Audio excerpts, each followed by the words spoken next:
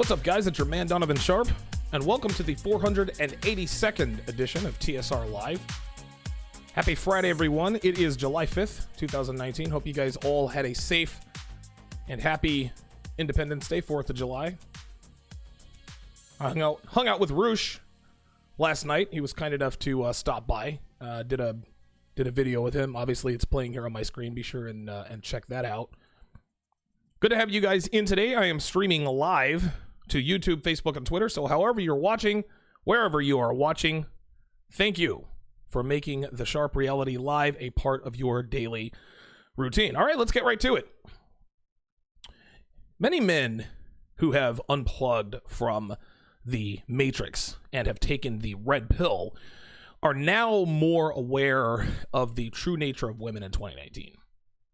We are aware of their extremely promiscuous behavior. We're aware of how they cover it up. We're aware of their nefariousness. And we are aware of their outright, disgustingly overt licentiousness when it comes to dealing with men and really the general public for that matter. Now, men like myself know that the vast majority of women in this part of the world, they're really not good for much of anything outside of sex.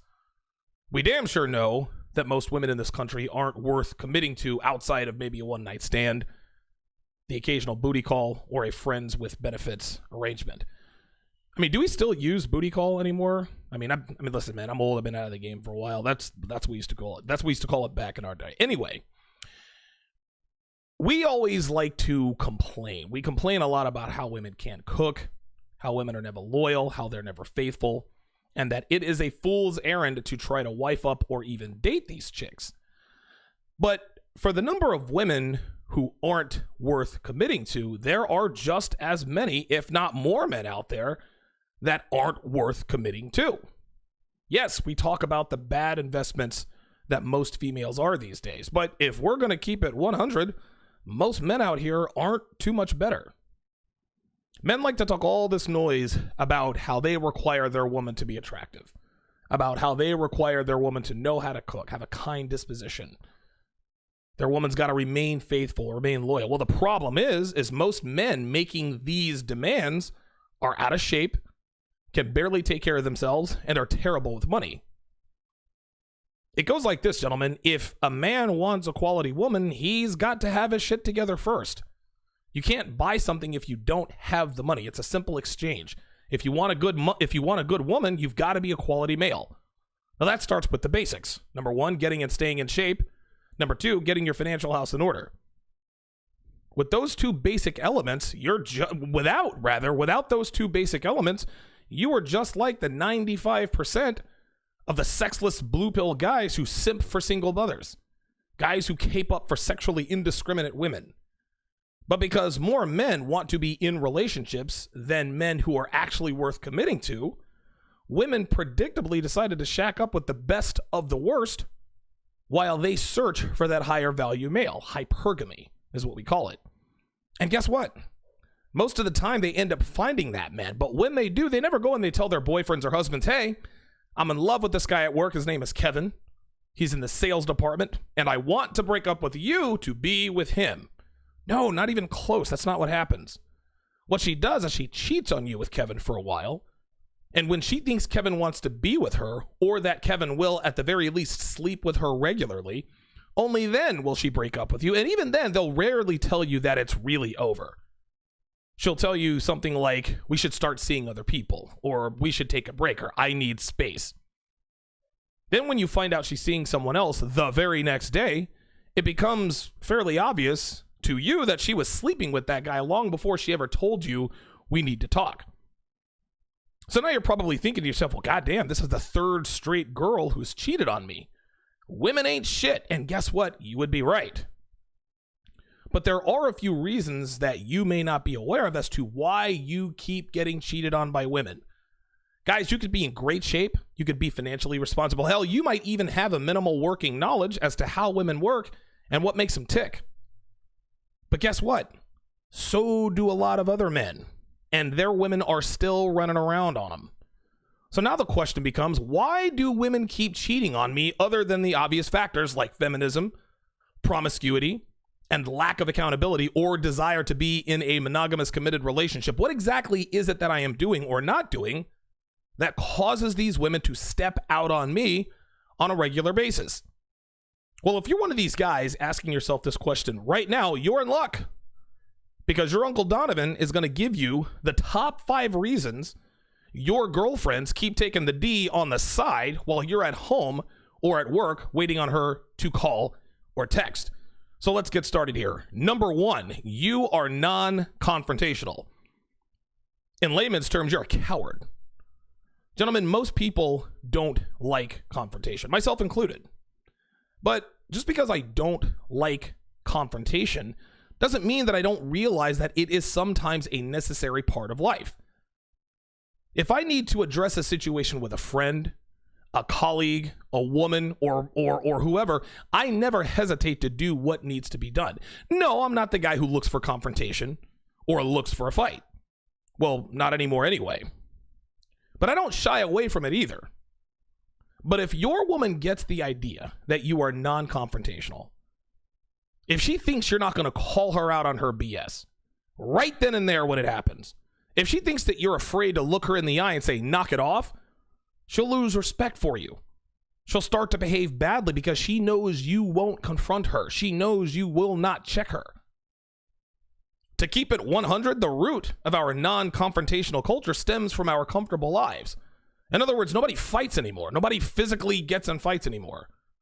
A man who has never been in a fight with another man, a man who has never been in a physical confrontation with another man who is trying to rip his head off, is naturally going to be non-confrontational because he's afraid of the unknown. A man who has never verbally checked a female, a man who has never verbally put her in her place, is going to be non-confrontational with her because he's not sure what her response will be. Fear of the unknown. Gentlemen, a woman has to know that you are a man who will confront uncomfortable situations.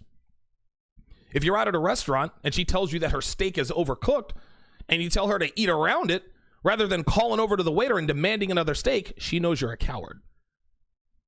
If your woman disrespects you in public and you don't pull her aside and tell her to cut the shit, she loses more respect for you. Your woman has to know that in any and all situations that you're going to grab your Y chromosome and say what needs to be said and do what needs to be done to rectify any and all situations. Now, keep in mind, she doesn't want you to be a hothead who goes looking for trouble all the time. She doesn't want you asking her, did that guy bother you? Did he say something to you?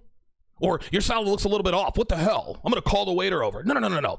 They want and need you to be able to discern the difference between a situation that needs to be addressed and a situation that needs to be ignored. But if it's obvious to the both of you that any given situation needs to be addressed and you make an excuse not to address it directly, her attraction and her arousal levels to you will be gravely compromised. And more often than not, what ends up happening is they end up having to take care of the situation themselves, which will cause even bigger problems down the road. Women don't want to have to do these things, guys, but if they're with the coward of a man, she'll end up having to do the dirty work and eventually she will leave him. And if you're dating a woman and she figures out that you're a non-confrontational coward, she'll end things with you long before they ever really get serious. Women respect men who are unafraid to be direct with them and with others. If you are unable to be confrontational when and if a situation presents itself, she will cheat on you with a man who is able, period. Number 2, the second reason you keep getting cheated on by women is you put too much responsibility on your girlfriends. A few years back, when I was just starting out in game in Vegas, I was dating a single mother who had a daughter. She was 8, maybe 9 years old. I met the kid a few times and, she seemed to be a well-mannered and obedient kid. I didn't really spend much time with her, but the short interactions that I did have with her, she actually seemed to be a pretty good kid. Well, one afternoon, the single mom calls me. She starts belly aching about how she gave her kid $10 for lunch at summer camp. And rather than buying a sandwich, an apple, and a drink like mom told her to, she bought Sour Patch Kids, French fries, and a soda. And she was, and the single mom, she was feeling some type of way about it. She was telling me, I've had conversations with her about making good food choices. She kept saying, I'm so disappointed in my kid. Now, I don't usually listen to women drone on about their problems, much less give advice on raising kids, given the fact that I don't have any. But in this particular situation, guys, I had to explain to her that her daughter is an 8-year-old kid. And because of that, she shouldn't be given that kind of responsibility. I said something to this effect. I said, she's 8. What'd you think she was going to buy? An organic kale salad and fat-free cucumber water? And we both laughed, right? She said, okay, you're right. I never really thought of it that way. The point was, guys, that she was putting too much responsibility on her kid to make the right choice, which was a mistake. Guys, kids want to be kids. They shouldn't be required to make decisions on their health or anything else important. They want to play video games. They want to go rollerblading. They want to have fun. They want to eat candy. The same goes with women, guys. As men, we are the bigger, faster, stronger sex. We are smarter than women. We are the superior sex, and women know this. For this reason, she wants you to be a territorial control freak, which means she wants you to make the plan. She wants you to decide on the restaurant. She wants you to decide what you're watching on TV and so on and so forth. As a man, you are the leader of the relationship. And as the leader, you must take responsibility for everything that goes on, which means making any and all decisions as it applies to you as a couple. There's so many women out here who are the leaders of their respective relationships, and they're stressed out. Why? Because that's not the natural state of a woman. Guys, I've been on plenty of vacations. I've been on plenty of weekend getaways, and I've seen a lot of couples where the woman looks like she's having the worst time of her life, and I'm like, why is she having the worst time of her life? The weather's great. There's palm trees everywhere. There's alcoholic drinks with the little umbrellas. What's there to be stressed out about? Well, the reason she's stressed out is because she likely had to make all the plans, guys. She set up the vacation. She booked the hotel. She made the reservations at the restaurant, which means she actually had to choose those restaurants, which takes up yet more time and more brain power. And she even had to set up the car rental. She's miserable because she was indirectly given all of the responsibility. Gentlemen, I'm here to tell you, women do not want responsibility. They want the accolades that come with it, but they are ill-equipped to accept and execute it. Be the captain of your ship and lead the relationship. Don't put any responsibility on her. Simply allow her to be a woman who is relaxed and along for the ride on your train.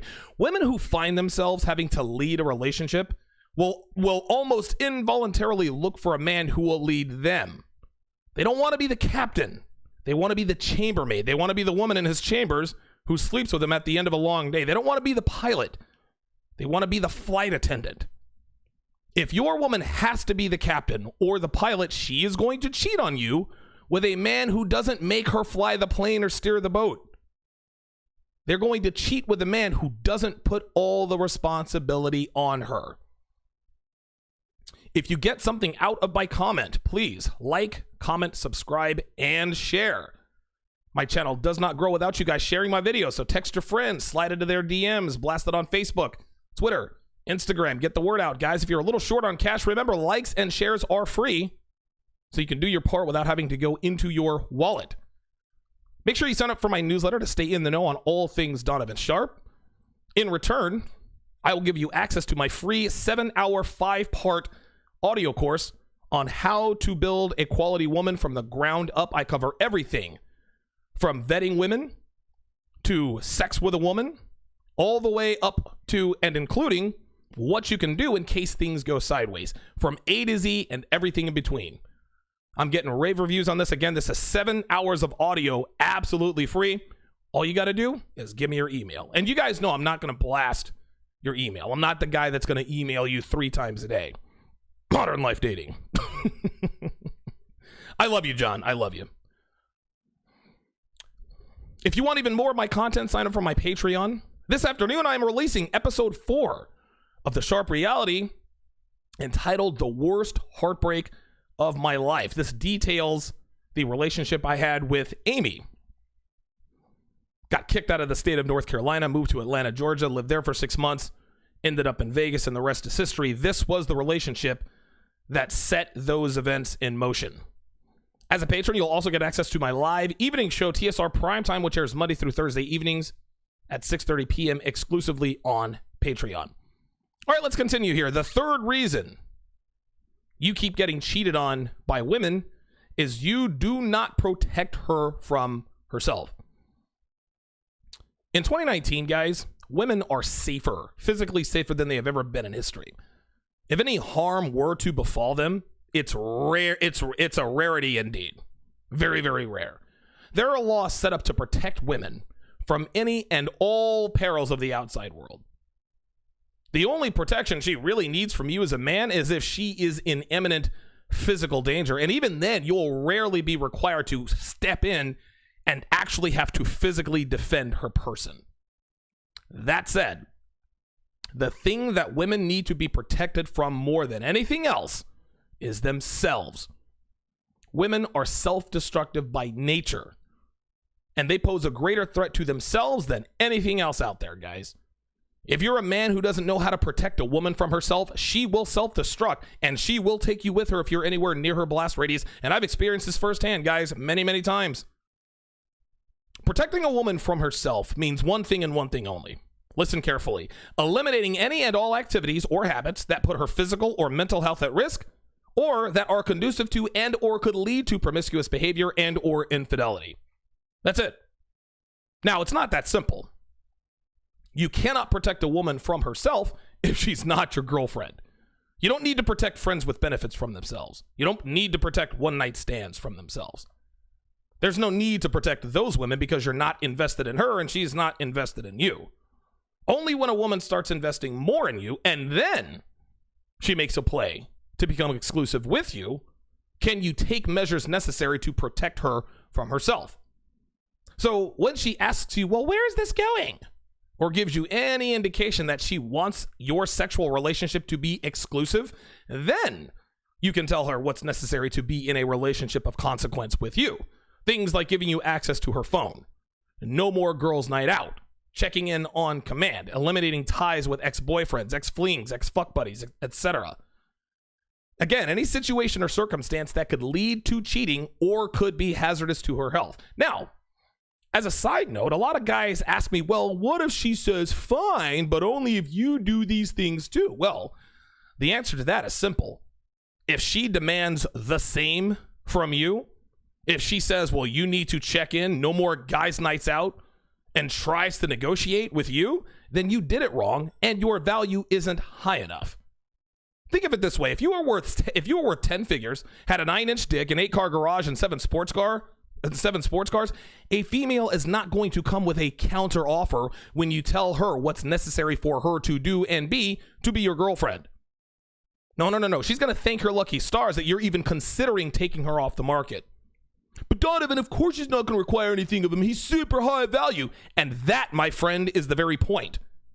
If your value is high enough, women will fall in without trying to negotiate terms with you. You don't have to be rich to be high value, guys.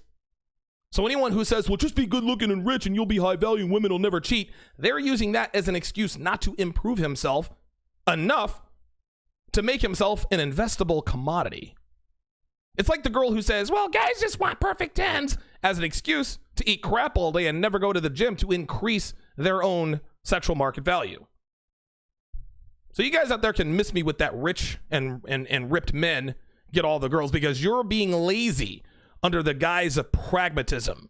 The juice isn't worth the squeeze. Okay, maybe, but you still want the juice.